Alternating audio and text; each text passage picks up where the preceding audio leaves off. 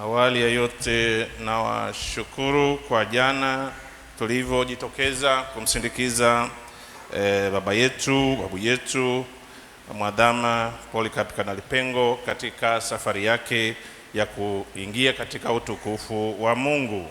Sisi wenye kumwamini Kristo aliyefufuka tunaelewa na kuamini kwamba maisha yetu ni kumrudia yeye na kushiriki katika utukufu wake. Ni anafanyika hayo yote kwa imani yetu kwa Mungu, imani yetu kwa Kristo aliyefufuka.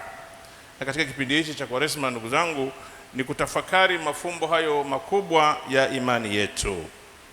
Yaani yale yote Yesu aliyoyatenda na kuyakamilisha, ujumbe wake, maisha yake, mateso yake na ufufuko wake, na kutafakari yana uhusiano gani na maisha yetu ya hapa duniani. Imani ni msingi wa maisha yetu sisi wenye kumwamini Mungu na wale wanaomwamini mwana huyo wa Mungu ambaye ni Yesu Kristo.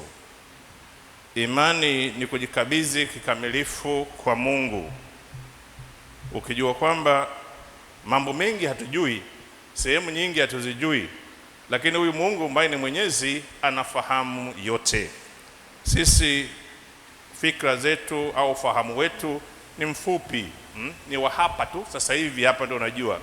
Baada ya dakika 10 kutoka hapa hatujui, lakini tunaamini mambo yatakuwa sawa sawa.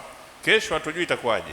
Kwa imani sio kufahamu yote, bali kujua kwamba Mungu anajua yote na kumtegemea yeye katika hali zote. Na hiyo mfano huu wa imani umedhihirishwa kwetu na baba yetu Abraham, ambaye tunamtambua kama ni baba wa imani. Ameitwa na Mungu aache maeneo ambayo anayafahamu, mazingira ambayo anayafahamu, mazingira ambayo ana uhakika nao, familia yake, wazazi wake, nchi zake, aende katika nchi ambayo Mungu mwenyewe ndiye atakaye muonyesha. Na Mungu mwenyewe anajua hiyo nchi ikoje. Mungu mwenyewe anajua changamoto za huko mbele. Na kama alivyoitikia wito wake Abraham, ukisoma kwa undani kabisa hadithi yake, maisha yakuwa marahisi. Anapokwenda hiyo nchi ilibidi hata apigane vita ili kukabiliana au ili kutimiliza ile ahadi ya Mungu katika maisha yake.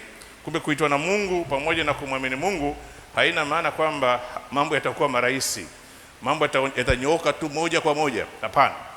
Hususan wale wenye kumwamini Mungu sana, changamoto nazo zinakuwa ni nyingi sana.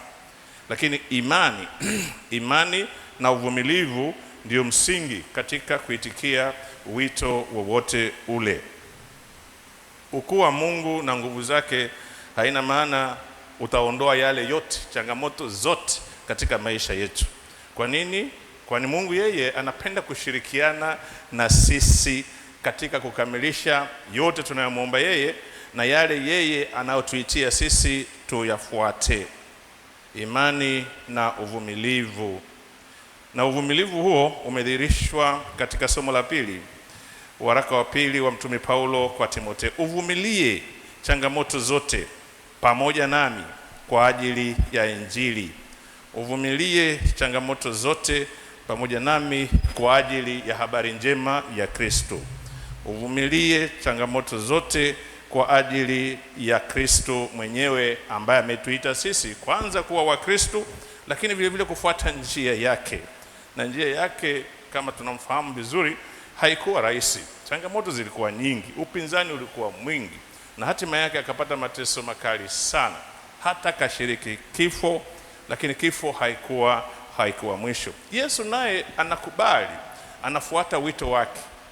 Aliitwa na Baba, akatolewa na Baba ili kuja kumdhihirisha Baba, na hivyo anatuonyesha njia za kufuata katika maisha yetu. Ndugu zangu, uvumilivu ni fadhila ambayo katika kizazi hichi imekosekana kwa kiasi kikubwa. Watu tunataka masuluhisho ya mambo yetu haraka, instantly. Tunasema huu ni kizazi cha haraka. Changamoto zikitokea kidogo tunatafuta suluhisho za haraka, na kama hatuzipati basi hata mara nyingi tunakana miito yetu, iwe kwenye maisha ya ndoa, maisha ya utawa, ya upadri. Uvumilivu unapungua, na upungufu wa uvumilivu unatokana vile vile na